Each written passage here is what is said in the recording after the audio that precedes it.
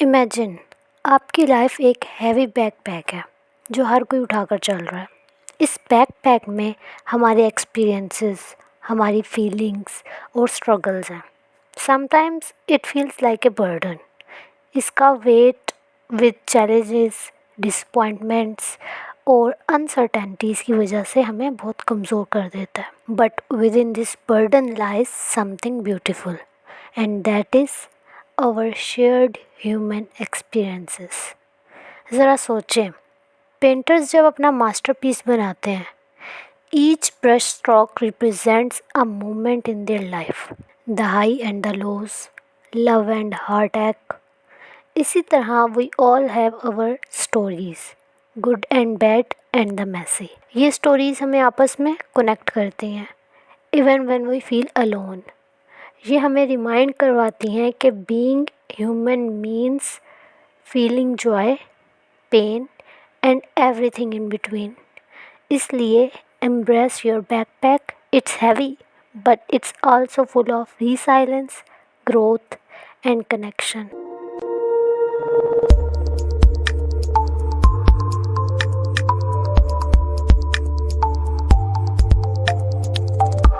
Hello guys, welcome back to literature information. हम लोग discussion कर रहे थे 100 ईयर्स ऑफ सॉलिट्यूड पर, जो लिखा है गैब्रियल गार्सिया मार्केस ने। आज के लेक्चर में हम लोग क्या डिस्कस करेंगे? हमारे राइटर की बायोग्राफी को देखेंगे, टाइटल सिग्निफिकेंस देखेंगे, बैकग्राउंड स्टोरी देखेंगे, प्लॉट ओवरव्यू लेंगे। फर्स्ट जनरेशन, हम लोगों को पता है कि हम लोगों ने जो नॉवल पढ़ना है उसकी 7 जनरेशन्स हैं। तो आज हम सिर्फ बात करेंगे फर्स्ट जनरेशन की, उसकी स्टोरी देखेंगे, उसके फर्स्ट जनरेशन के अंदर जो कैरेक्टर्स आ रहे हैं उनको देखेंगे और हम थीम्स देखेंगे। जैसे कि मैंने आपको लास्ट लेक्चर में बताया था ओवरव्यू देते हुए कि हम लोग इन जनरेशन्स के हिसाब से अपने लेक्चर्स को डिवाइड करेंगे। तो आज सिर्फ हम लोग एक बैकग्राउंड स्टोरी डिस्कस करेंगे, हम लोगों का नॉवल स्टार्ट कहाँ से हो रहा है, मतलब आज हम लोगों का फर्स्ट लेक्चर होगा।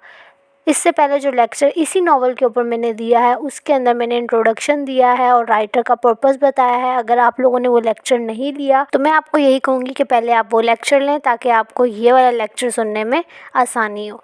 तो स्टार्ट करते हैं आज का लेक्चर। फर्स्ट ऑफ ऑल हम लोग इसका इंट्रोडक्शन ले लें। हम लोगों का टाइटल है 100 years of solitude. Originally published कब हुआ? मई 1967 में। ऑथर हमें पता है गैब्रियल गार्सिया मार्केस हैं। उसके बाद जॉनरा हम लोगों के पास क्या आ रहा है? Magical realism, high fantasy, family saga और एपिक फिक्शन। ये हम लोगों ने लेटेस्ट लेक्चर के अंदर सब कुछ डिस्कस किया था।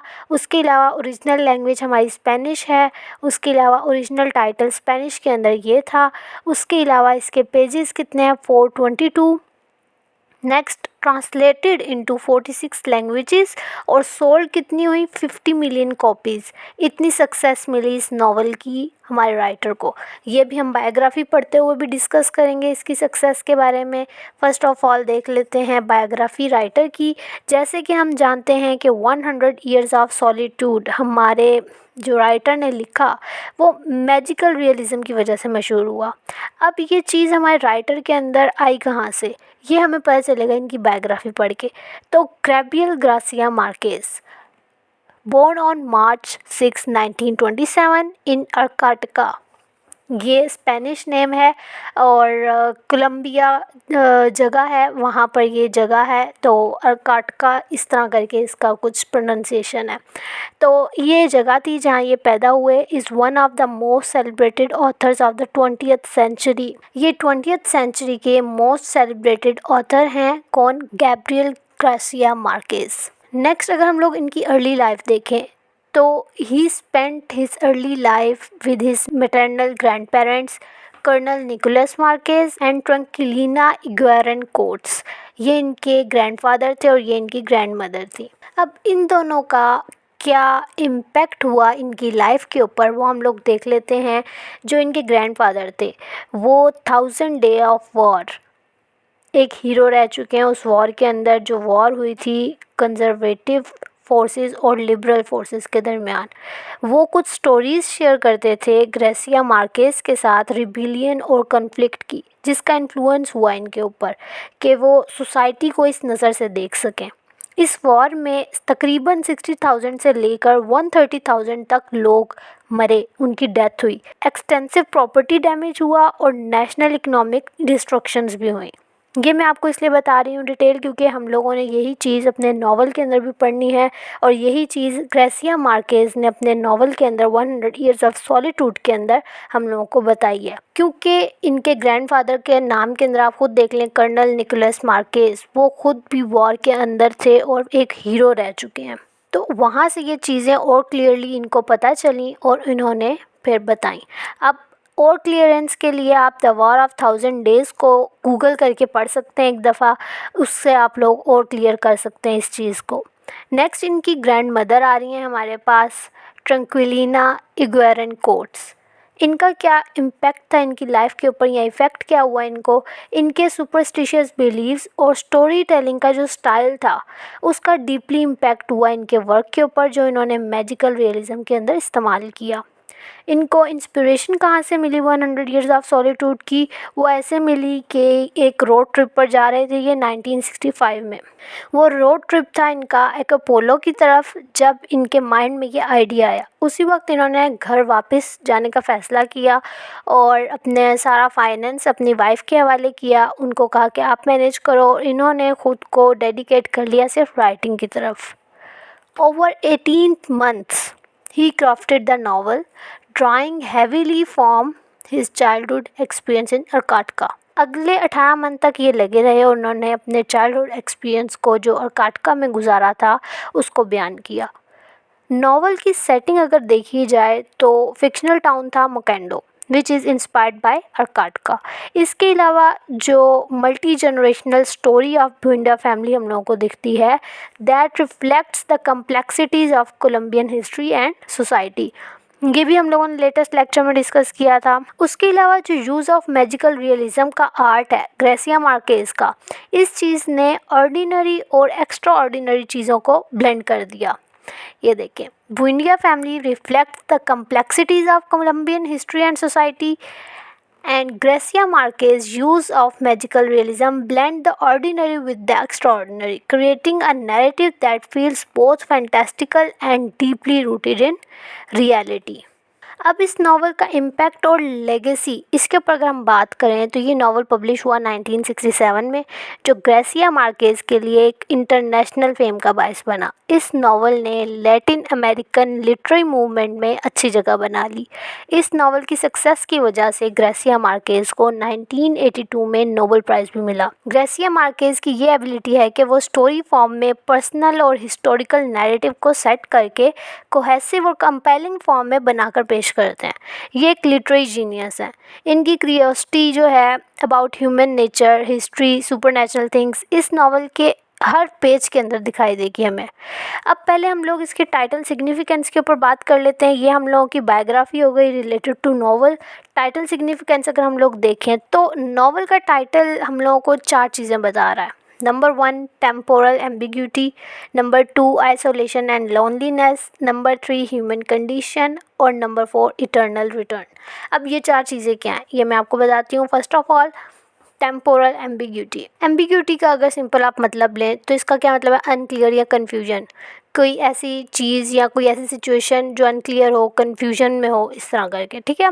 तो टेम्पोरल एम्बिग्यूटी मतलब ऐसी फेज़ जहाँ आप कंफ्यूज हो कि ये चीज़ टेम्परेरी है या परमानेंट है। इस चीज़ को ऐसे क्लियर करते हैं कि जो फ्रेज़ है 100 ईयर, फर्स्ट टाइटल का जो पोर्शन है 100 ईयर, ये 2 चीज़ें बता रहा है। एक तो वास्ट एक्सपेंस ऑफ टाइम और दूसरा cyclical nature of time, simply temporal ambiguity, ठीक है। नेक्स्ट हमारे पास क्या आ रहा है, आइसोलेशन एंड लोनलीनेस। टाइटल का लास्ट पार्ट जो है वो है सॉलिट्यूड, जो किस तरफ इशारा कर रहा है, सिक्लूजन की तरफ, आइसोलेशन की तरफ या the inability to connect with others. Throughout the novel हमें दिखेगा कि कैरेक्टर्स जो हैं इमोशनली या एग्जिस्टेंशियली सॉलिट्यूड को एक्सपीरियंस कर रहे हैं। जो टाउन है मोकेंडो वो इट्स सेल्फ आइसोलेटेड का शिकार है फ्रॉम द आउटसाइड वर्ल्ड, ये भी हम लोगों को देखने को मिलता है। तो आइसोलेशन इस तरह हर चीज़ के अंदर हम लोगों को दिखेगा। नेक्स्ट हमारे पास आ रहा है ह्यूमन कंडीशन। ये रिफ्लेक्ट कर रहा है यूनिवर्सल ह्यूमन एक्सपीरियंस की तरफ, जैसे लव, लॉस, पावर, कन्फ्लिक्ट हर कोई एक्सपीरियंस करता है। ग्रेसिया मार्केज ने अपनी थीम्स को मैजिकल रियलिज्म को यूज़ करते हुए और रियलिटी और इमेजिनेशन को ब्लर करके हमें ह्यूमन एक्सपीरियंस और ह्यूमन कंडीशन के बारे में बताया। और ये हम लोगों ने लेटेस्ट लेक्चर में डिस्कस भी किया था कि राइटर का मेन पर्पस है क्या नावल लिखने का, टू अंडरस्टैंड ह्यूमन कंडीशन। तो इस तरीके से ये टाइटल जो है ह्यूमन कंडीशन को भी बता रहा है। लास्ट पर हमारे पास आ रहा है इटर्नल रिटर्न। ये नावल का सर्कुलर स्ट्रक्चर बता रहा है। इवेंट्स और करेक्टर्स रीअपियर होंगे इसके अंदर again and again, emphasising cyclical nature of existence. In essence title हमें नावल को एक्सप्लोर करने में मदद दे रहा है, जैसे 100 ईयर्स ऑफ सॉलिट्यूड यानी exploration of time, memory, human spirit. Gratia Marquez इस नावल के through complexities of life, love और डेस्टिनी को बता रहे हैं। ये था हमारा टाइटल सिग्निफिकेंस। होप सो आप लोगों को क्लियर हुआ होगा।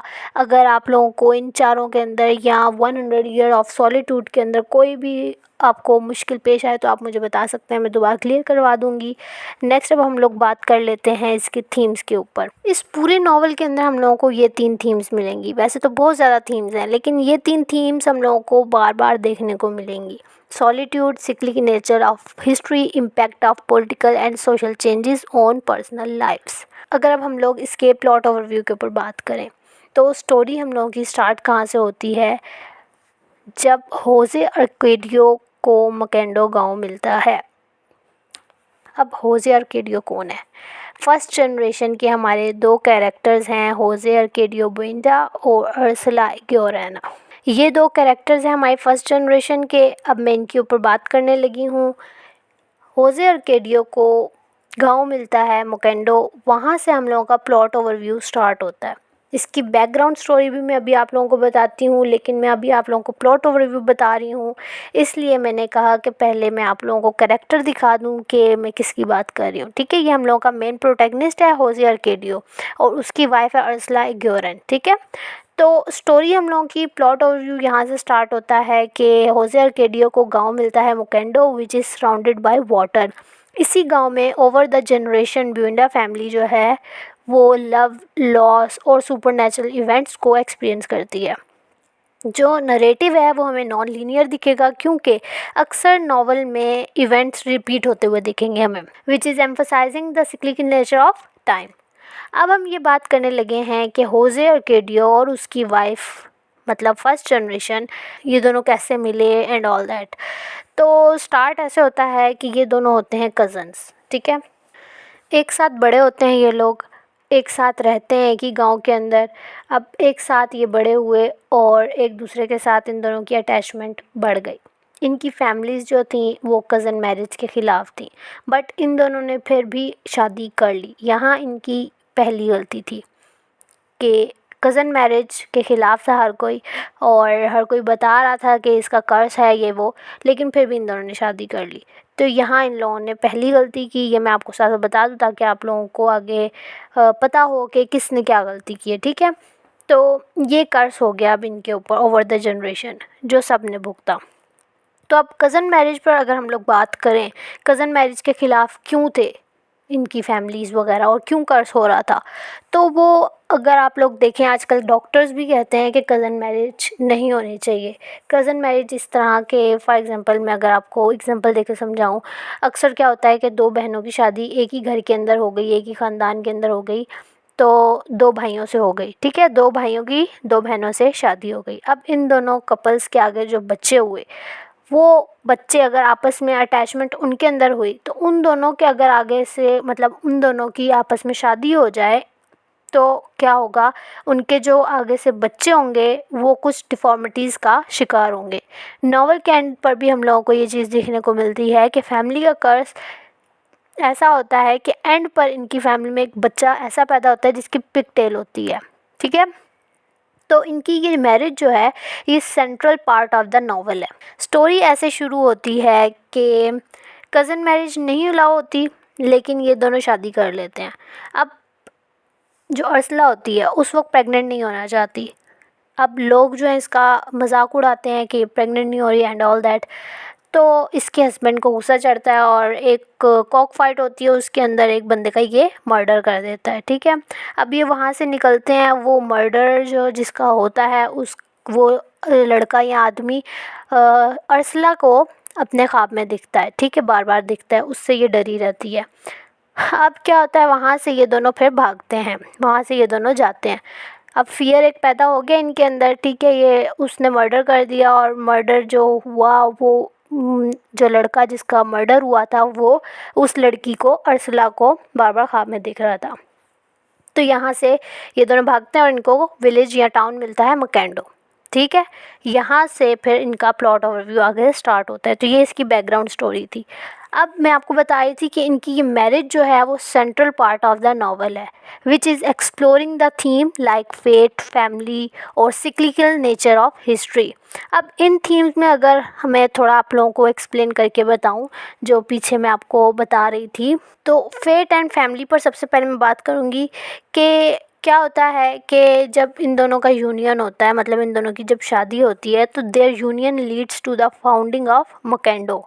मकैंडो विलेज मिलता है जहाँ पर हमारे इंटायर नॉवल की सेटिंग हुई हुई है। और this act sets the stage for the family saga and the towns history. Secondly, generational impact. इनकी मैरिज की वजह से इस फैमिली के तमाम मेंबर्स की लाइव्स इंटरट्वाइंड थी फेट और डेस्टिनी की थीम्स के साथ। इनकी फैमिली में हमें नेम्स की रेपुटेशन दिखेगी, इनके बिहेवियर में रेपुटेशन दिखेगी, जो हाईलाइट कर रही है कि वो ऐसी सिचुएशन में हैं कि इनका फेट ही ऐसा है जो इनएस्केपेबल हैं, मतलब inescapable nature of their fate में है ये लोग। सिमिलरली अगली थीम को अगर हम लोग देखें, सिक्लिकल नेचर ऑफ हिस्ट्री, इसमें हमें इवेंट्स की रेपिटेशन दिखेगी, बर्थ, मैरिज, डेथ्स ऐसे ही होंगे ये सब कुछ, जैसे पिछली जनरेशन के अंदर चलता आ रहा था। This emphasize the cyclical nature of their existence. Prophecy और सुपरस्टिशन दिखेगा हम लोगों को। एक फियर होगा कैरेक्टर्स के बीच में रिलेशनशिप को लेकर और इसके रिजल्टिंग कंसिक्वेंसेस को लेकर, इस चीज़ का डर दिखेगा हम लोगों को कैरेक्टर्स के बीच में। और this fear rooted in their marriage which will hurts the family across generation. ये सिम्बलाइज क्या करेगी, cyclical curse they can not escape. उसके बाद सॉलिट्यूड की थीम पे अगर हम लोग बात करें तो आइसोलेशन का एलिमेंट मिलेगा कैरेक्टर्स के बीच में। इनका रिलेशनशिप कितना ही डीप क्यों ना हो, कितने ही वो एक दूसरे से क्लोज क्यों ना हो, लेकिन होजे अर्केडियो और अर्सला ग्योरन दोनों सबसे टॉप पर हम लोगों को दिखेंगे कि एक्सट्रीम सॉलिट्यूड को एक्सपीरियंस कर रहे हैं लोग। यही चीज़ आगे इनकी जनरेशन में दिखेगी। वो बेशक फैमिली के बीच में होंगे लेकिन अपने अंदर स्ट्रगल कर रहे होंगे, लोनलीनेस से निजात मिल जाए उनको किसी तरीके से। अब हम लोग बात कर लें कैरेक्टर्स के ऊपर, होजे अर्केडियो बुएंडा हम लोगों के फर्स्ट जनरेशन के अंदर जो मेन प्रोटैगनिस्ट हैं, इनका रोल क्या था, पेट्रियार्क थे और फाउंडर ऑफ मोकेंडो थे। सेकंड, कैरेक्टर ट्रेट्स इनके क्या थे, विजनरी थे, क्यूरियस थे, इनवेंटिव थे, but also stubborn and obsessive. अब इसके ऊपर अगर हम लोग बात करें, क्रिएटिव या इन्वेंटिव एक ही चीज़ होती है। जैसे एक बंदा जब थ्योरी सामने रखता है तो वो बताता है कि इसमें ये पॉसिबिलिटी है या ये ऐसे है या ये वैसे है, लेकिन ये क्या था, ये इन्वेंटिव था, विजनरी था, दूरंदेश, क्यूरियस था, एक चीज़ को पकड़ता था तो पकड़ के बैठ जाता था कि ऐसा है तो क्यों है।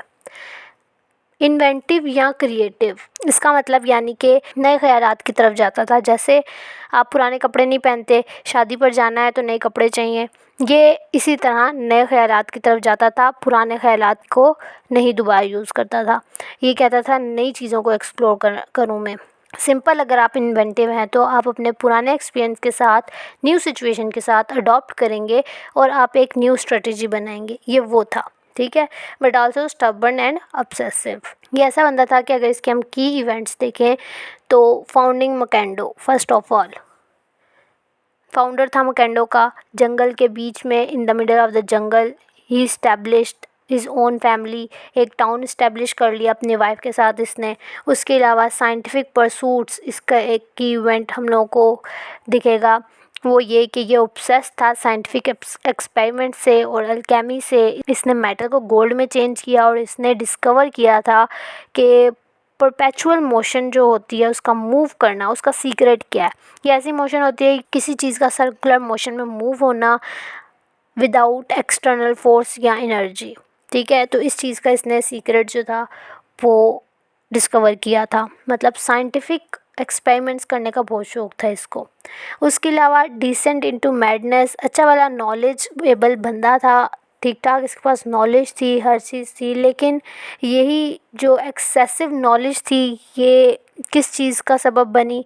मैडनेस का। कि एंड पे ये लैटिन बोलता था, हमें दिखेगा कि इसको एक बैकयार्ड में इसको बांधा हुआ था दरख्त के साथ और ये पागल हो गया था, मेंटली ब्रेक डाउन हो गया था इसका। ठीक है, इसकी भी वजह पता चलेगी। बहुत से लोग यहाँ पर मजाक उड़ाएंगे कि ज़्यादा पढ़ ले बंदा तो ज़्यादा पागल हो जाता है, तो सिमिलरली ऐसी कोई बात थी।